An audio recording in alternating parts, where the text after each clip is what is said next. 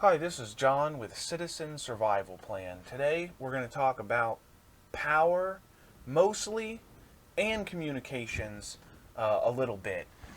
When we're planning for emergencies, we're going to assume the power's out. That's how everything is set up. That's how I like it. Everything needs to run on a standalone without any infrastructure. You're going to need power because the power's going to be out. What a concept.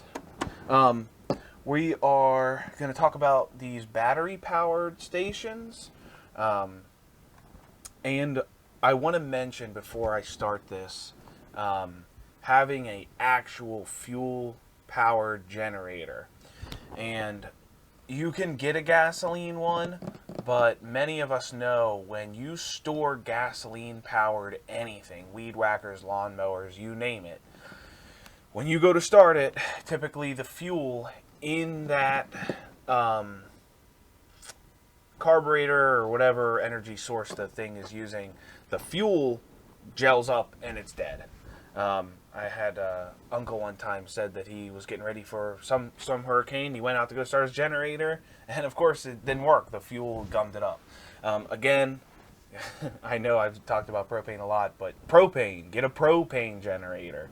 I actually have a propane, and it's only propane. Nowadays, everything that I've seen, and I'll link the one that I found below as everything, it's dual fuel. If you get a dual fuel one though, and you want to use your generator for emergency purposes, which is what we're doing with them. We're not contractors running a generator, running a food truck or anything. Maybe you are, but this is for the emergency preparedness part.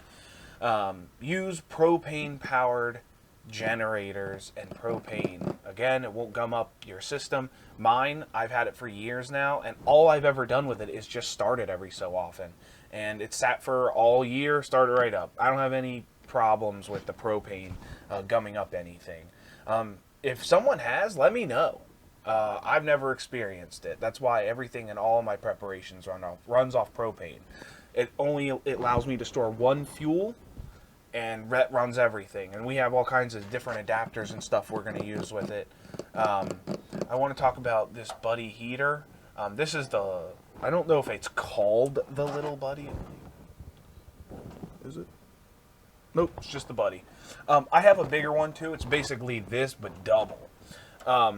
You can run those off the 1 pound propane cylinders like I've showed in my other videos. Everyone knows there's the 1 pound, and then you have the ones that are on your grill. I should have put one out here. I thought I did. I didn't. They're in my past videos, and yeah. You want to run these off the bigger tanks. And there's two different adapters. This one right here that's got this snap, this attaches to the bigger Buddy. And you're going to want this to use on the larger double size. I think it's called the Big Buddy, and this is just called the Buddy. I can't remember. But this adapter, let's get it into the camera here, if I can reach it. Where am I? Yep, this is just screws on. And that attaches to this. So you're going to want to have those ways to hook those up to a bigger tank. And I've run these in my house. I could keep my house isn't very big. I have to get the square footage or something off of it. It's not. It's 3 bedrooms, and we have like a little basement and an upstairs. Not very big at all. I can pretty much keep my house at 68 degrees with just one of these running on high on like a 15-degree night. So these are pretty powerful.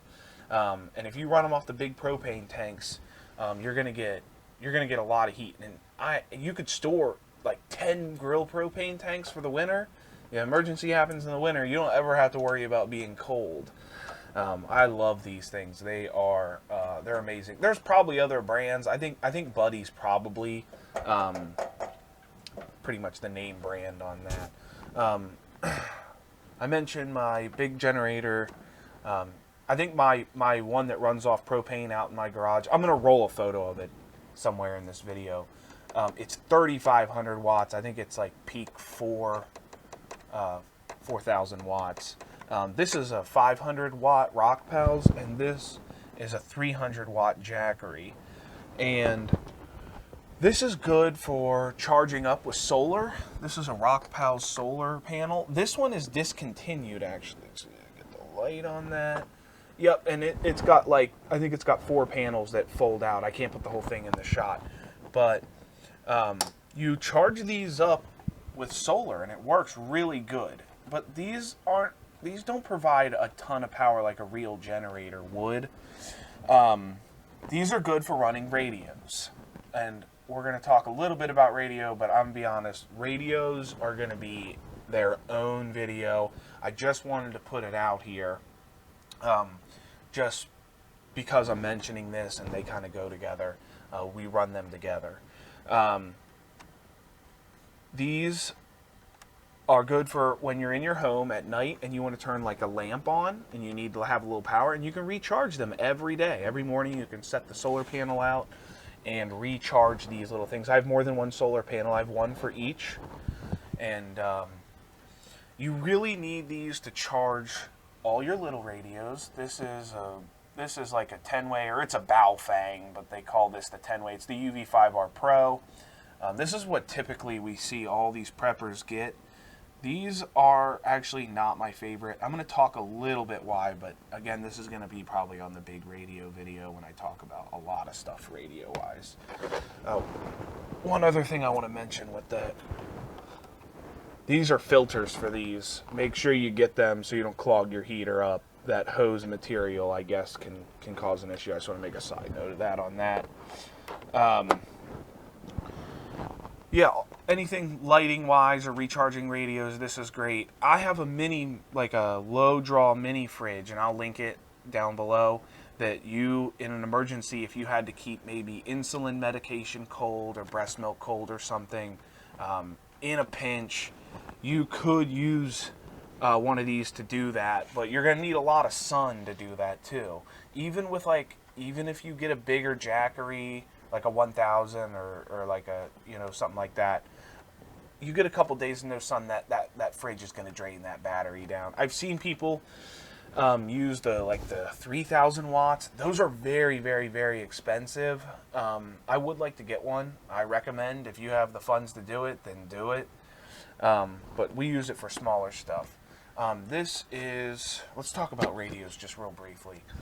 This is the biggest one I have, and this is a B-Tech GMRS 50X1. So this is a 50 watt radio. I run an external antenna for it. And I'm actually going to take a picture of sort of the antenna stands that I have, because if you're going to run it at your house, you're not going to stick it to your car or anything. I use like one of the magnetic mounts with this radio. And I just have basically a board and a metal piece at the top that I have the magnet that sticks to. And that's how I use this radio. And I set it on my back deck, and I could talk out for miles and miles and miles all around. I could basically hit my whole town.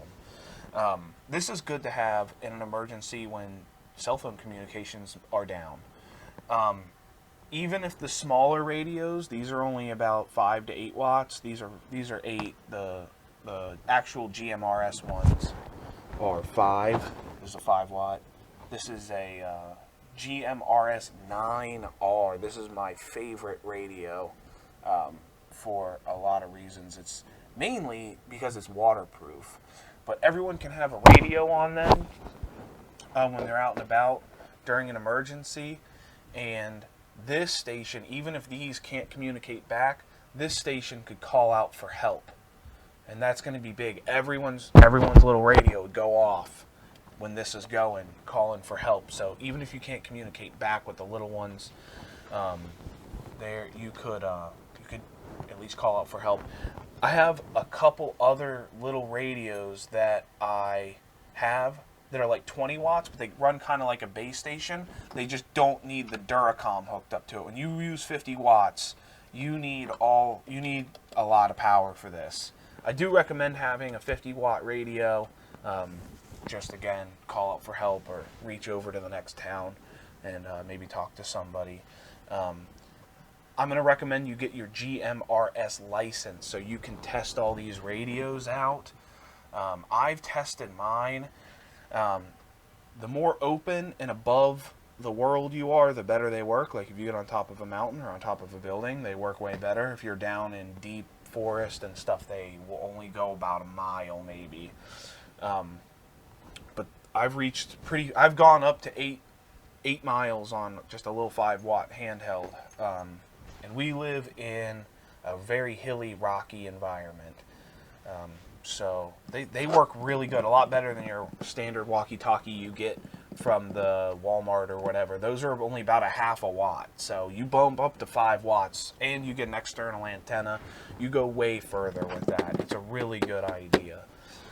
As far as this is one other thing that I found that's really good. This is a pure sine wave inverter. You can see the brand on there. I'll link this below. This is great. Right now it's just got this on it, but you can screw battery terminals onto this, and in a pinch you could scavenge a car battery or something and run lights right out of that. Really good product. Great to have an inverter sitting around. These are not that expensive. This is maybe $100, so really good to have. This is, I don't think they make this anymore, but they make something similar. This is a Goal Zero. It's a crank flashlight, and it's solar too. So you can always have a little light when you're out and about. Maybe you're working on something, and it's got little hooks you can hang stuff on. Another great thing that I have, and this is going to go more into security and stuff, but a headlamp. A headlamp with that you could just put on your head when you're working on something at night or something. Another thing I like to have these radios for, and the power station, because you won't be able to charge them without that, and that's going to be long-term. That's a long-term solution to keeping your radios charged, is having a solar generator. You can generate your own power. You can listen to the radio. You can listen to emergency signals or just FM radio if something's going on. I'm sure the FM radio will come on at some point and say something. These are just glow sticks. I put these out here when you're working on something. Say you want to be working on something, you want a lot of light to be seen, be good to use one of those. Batteries, all your flashlights and everything run on these batteries. Store up regular batteries, but when you put your emergency equipment away, like if you have a flashlight this one takes AA, there's an Energizer flashlight. Store them with lithium batteries, because what happens is this sits for a long time waiting for an emergency or you to use it or whatever, and all those batteries leak, damaging all of your equipment. Always store your emergency equipment, and if you can't afford lithium batteries, because they are very, very, very expensive, they're 10 times the price of an alkaline battery. Put your batteries on the side of it or with it and put it in when you need it. Don't ever store alkaline batteries in your emergency equipment. I know everyone's always opened up something where batteries have exploded. Mostly Duracell. I have to trash them. Every time I've had a battery explode, it's been a Duracell. I don't want to trash them too bad. That's gonna probably cover it for today. This stuff is a little bit more complicated, the radio stuff.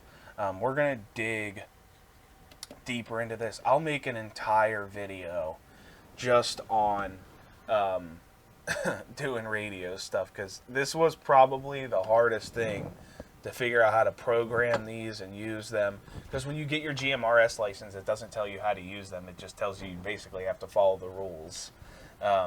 So I'll leave a link to get your GMRS radio below too.